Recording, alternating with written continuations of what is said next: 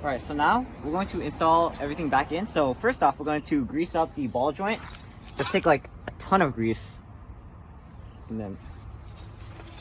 Sorry, it is getting a bit dark, and we do apologize for any inconveniences that might arise. But just stuff that in there. Oh. And then get that all around there in that rubber. Alright, so you guys know the drill. Installation is the reverse of removal. It is removal, but in reverse. So what we're going to do is we're going to take the bolt. No. We're going to take the bolt for the ball joint. We're going to put it back in. And then we're going to take the knuckle and we're going to put it back on. Now, recognize which orientation it should be in.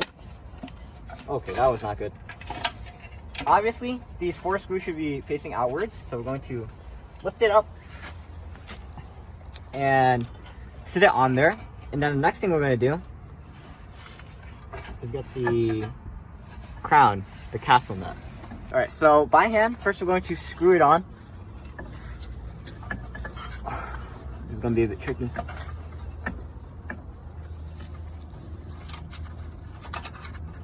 I'm not even sure if you guys can see this. Alright, so after we've put in the nut in order to secure the bolt, what we're going to do is we're actually going to take out that nut so that we can find out where the position for the pin holes are. So we already have one here, but the other one should be around 60 degrees from it, which is right. So now I'm going to take this out, and using our new tool that my dad bought for my siblings, the Quinn digital torque wrench, we're going to torque the bolt to 43 foot-pounds. First I'm going to do it by hand, and then we're going to torque it.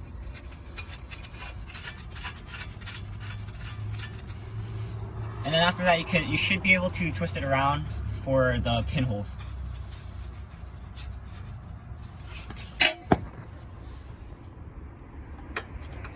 So if you can't get to it, just spin the knuckle around and turn on the thing. 43 foot-pounds, okay. This is gonna be a bit hard to do. 39 foot-pounds. Okay. 43. Now let's check if the pins are gonna fit. So let's take this one. Okay, that's a good sign. If one of the pins fit, that means the other one should. So if we twist it in, wait, no, you have to push it further. If we push it in and twist it down,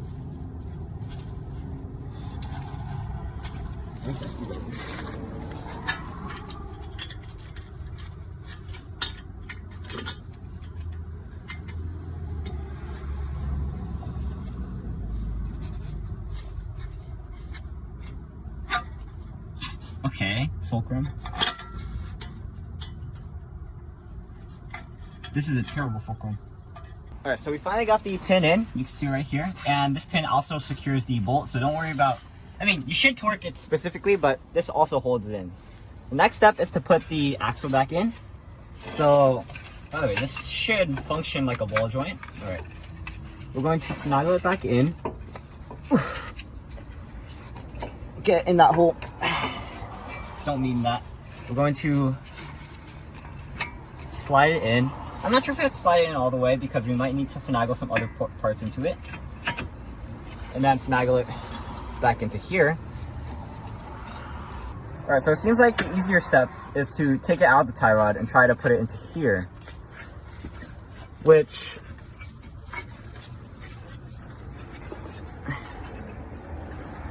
oh! There we go.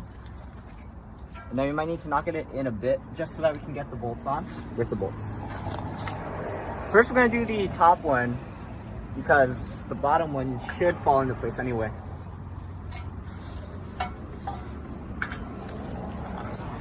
Actually, get the bottom one in. We're back after a few minutes. We had a bit of difficulty trying to get this in so that the knuckle spindle is actually facing outwards. So now that this bolt is out, we're going to put the top 2 bolts that connected to the strut back in. Alright, excuse me, I think I said knuckle spindle instead of the axle.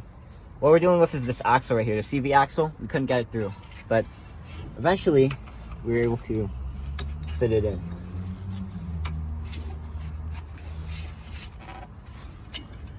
Sorry, I'm gonna block it away. All right, so we finally got these two bolts in. It would have been easier if we loosened the tower bolt on the top, but it's all right. So now we're going to put the spit sensor back in, and that is simply just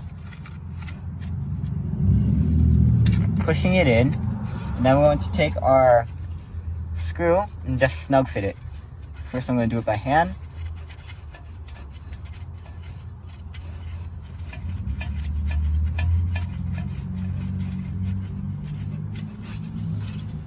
And then I'm going to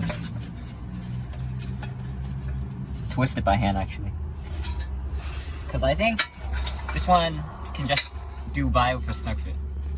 So we got the spit sensor in. Hopefully it holds up. I'm pretty sure that vibration is not gonna break this, but hopefully it doesn't.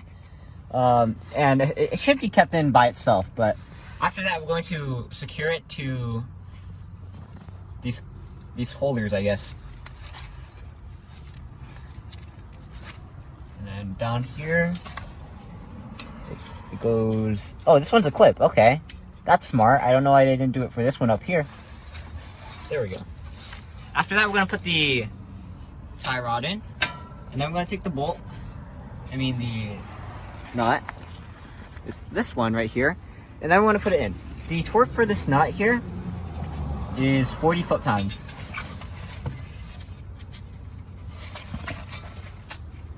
We have to get it down all the way.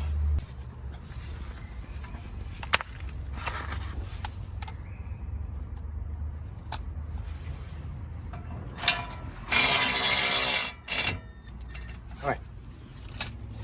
Torque for this is 40 foot-pounds. So, I'm gonna turn this on. We're going to. What the? So fast.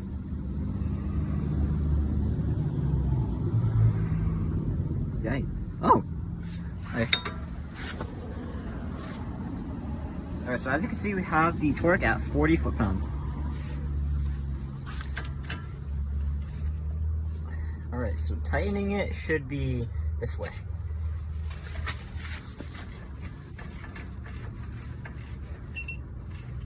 I can't see the actual gauge.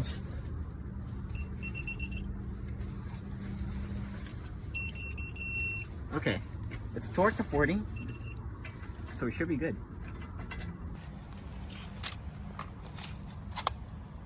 This one, do you think is good?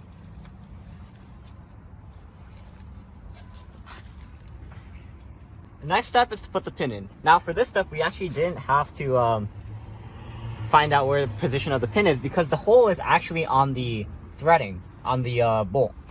So we just put that in there. We're gonna put it in from this loop here should be facing towards the CV axle like it was when you took it out. So it should look like this.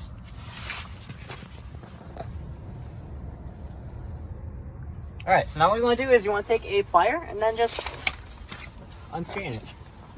We're going to put this one facing down.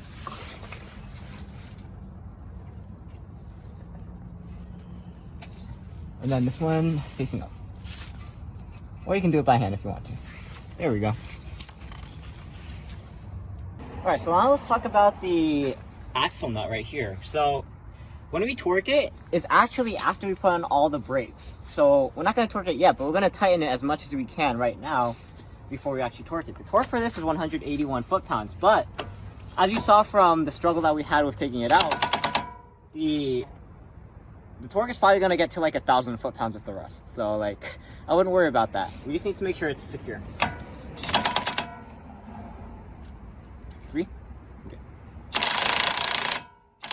Alright, so on the other side of the car, and looking at the nut, you can see that it's actually, looking at the bolt, you can see that it's protruding out about 1 millimeter.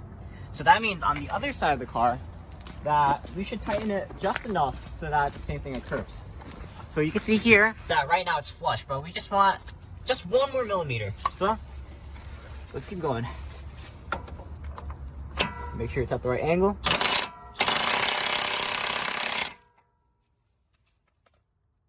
So now we're at a point where we have to torque the axle nut. Now, talking about that, we can see that when we actually try to torque it to 180 pounds, that just spins. So we can't torque it right now. We have to torque it after we put on the brake and we knock it in. We have to make sure that we knock it in, because remember when we were taking it out, it was knocked so that it didn't rotate.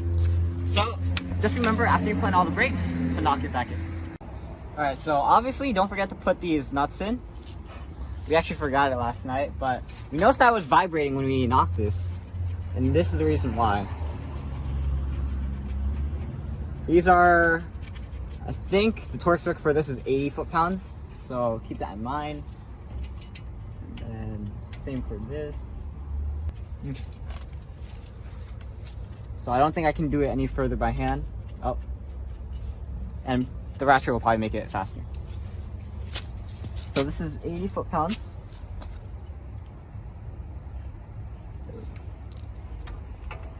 So that means we're gonna have to pull up. Alright, so it's easier to knock the bolt in, or the rim around the bolt in, when the wheel's on, or the tire's on. So, well, you can already see that I already knocked it in. So the final step here is to just torque the lug nuts of your tire. So, oh yeah, also check out my video on how to take out the brake, the rotor, all that good stuff, and replace it, and I'll see you there. But for now, I'm Aiman, and I just showed you how to remove and replace the knuckle spindle, well, the knuckle entirety from a 2010 Honda Insight. Whew. It's nighttime, as you can see. We started at